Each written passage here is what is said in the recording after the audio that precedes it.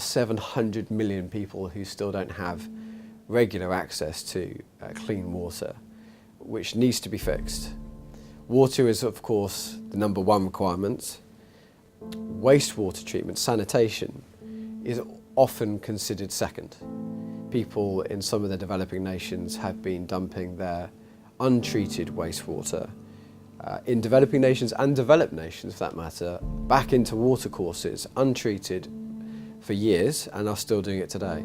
I think it's roughly 35% of the world does not have access to effective sanitation, which means that that's roughly over 2 billion people on Earth are actively contributing towards pollution of our watercourses through this lack of sanitation. Until we stop polluting our water sources, the problem is going to grow and not be able to be coped with. But the sad thing is that aid, in particular, is misapplied. We spend more money on consulting engineers than we do actually implementing the water and sewage treatment schemes, and that's a sadness. The chairman's view was he wanted to expand from the municipal water production for swimming pools and take that out from the leisure industry and use it for municipal use in cities. And it was at that point where Sir Adrian privatised the first British water company in the 1970s from the British government, which meant that Biwater had to become experts in everything to do with water treatment.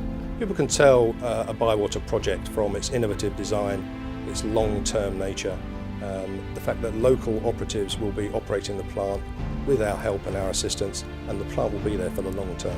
We not only do what we say, I think we innovate, I think we bring something extra to clients, I think that we're able to be process engineering water treatment contractors to the world, and we have the ability to finance these large jobs by utilising export credit agencies, funding agencies, grant agencies, and we do what we say. Even today, building the world's largest sewage pumping station in the world, you can drive a bus through the pipes, through to Panama and British Virgin Isles, for instance, and more recently the first supply of sewage treatment to the city of Managua in Nicaragua. Well, welcome to Managua. Here in Nicaragua, what we're doing is we are cleaning up Lake Managua. Lake Managua used to be an impossible open cesspool. We would be standing here in this very same spot that I'm talking to at, and you couldn't be here because the smell was horrifying. And we came up with this solution, which is a smaller footprint, a tighter plant. It avoids straddling a tectonic fault that runs down the site. But we also took care of the long term for them, which is give them a low-cost solution in the long term.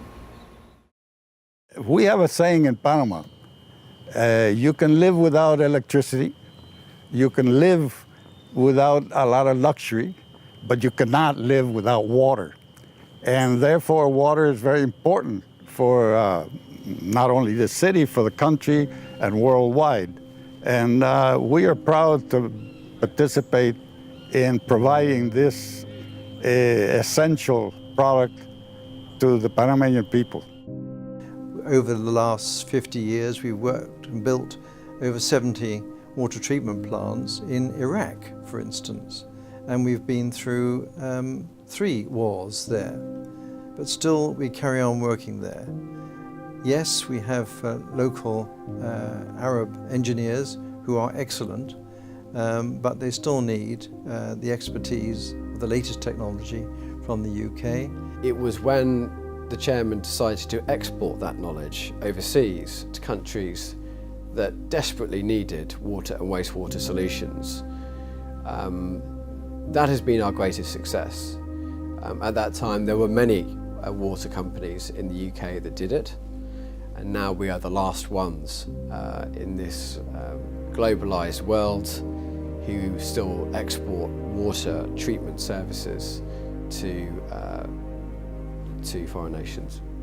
Therefore, wherever possible, for instance, we develop a local football team with the local staff and with the expatriates, and we provide all the gear, football boots and footballs, you know.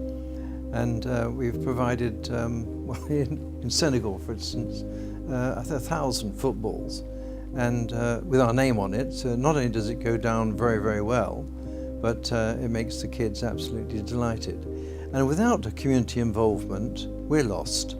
If we are remote as a contractor and do not get involved in society day by day, in a helping hand outside of our work, then we will likely fail, because we're being seen that we're there to extract and take back to UK profit and leave nothing behind other than the hardware. And that's quite a vital contribution we feel obliged to make, and we'll be a lot worse off if we didn't.